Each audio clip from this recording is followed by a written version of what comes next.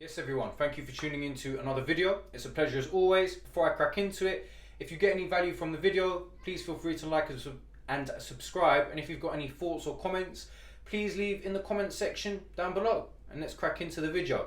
So in today's video, I'm going to be talking about my top 3 anti-inflammatory foods. Now in today's day and age, there's a lot of inflammation going around. A lot of illnesses really stem from inflammation. And diet has a massive impact on that. You know, if you're eating too much sugar and potentially, depending who you are, consuming too much of other things, it can lead to inflammation in the body, which essentially just is pain, which of course we all want to live a pain-free life.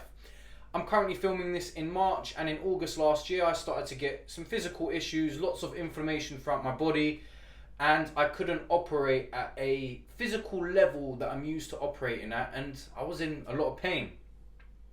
I went down a deep rabbit hole. I believe that diet has a massive impact on these sorts of things, and these are the top 3 things that I've found have contributed to me feeling less inflamed, and overall my body is feeling better. There's no denying it. So let's get into it. So number 1 is extra virgin olive oil. Now, I think it's very important that it's a good quality olive oil. This one is from the Koroniki olives, which are in Greece. And I got this one specifically because I heard about a study that said that olive oil from the Koroniki olive can really contribute to lessening the symptoms of psoriasis, which I've developed a tiny bit over the past 18 months. So extra virgin olive oil, from my research and the content I've consumed, is the best thing, the best anti-inflammatory food. One thing that's a common theme is how the Mediterranean diet is really anti-inflammatory, and of course olive oil is a staple in that diet. So number 1, olive oil. Number 2, turmeric. So I've got a turmeric super blend here. So this isn't the actual root. If you're not familiar with what turmeric is, it is a root similar to ginger.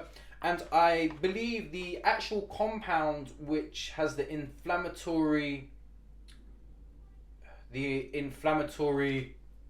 properties is curcumin. So again, this pops up in loads of studies all over the place. So I like this because it's a powder. I just throw it into a smoothie in the morning. And I've been taking this for about 2 weeks, and I feel like it is actually making some sort of difference already. Maybe it's just placebo.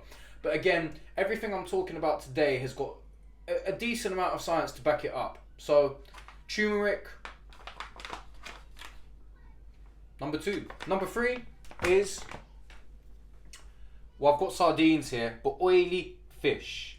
I mean, I could get a bit of salmon out the fridge. There's my salmon.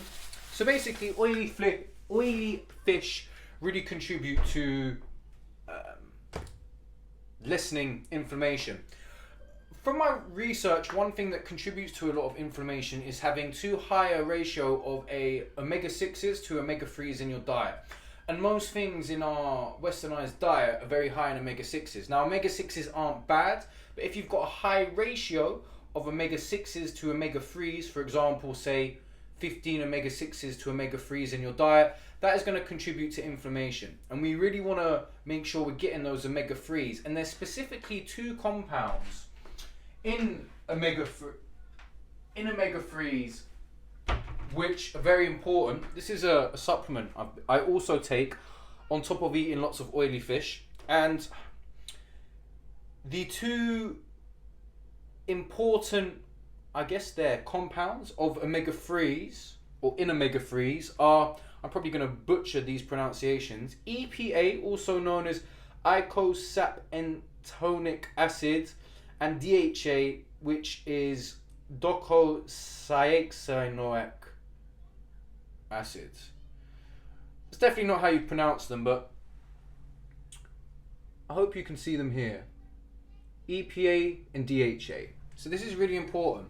You don't want to just be getting a fish oil if you're going to supplement. It's very important that you're consuming those 2 compounds because from what I understand, those are the two parts of the omega-3s which really hold those anti-inflammatory purposes. So those are my top 3 anti-inflammatory foods. So, just to recap, extra virgin olive oil, turmeric, and oily fish. It will taste good as well. So anyway, if you got some value from that video, please let me know. And until next time, have a cracking day. Peace.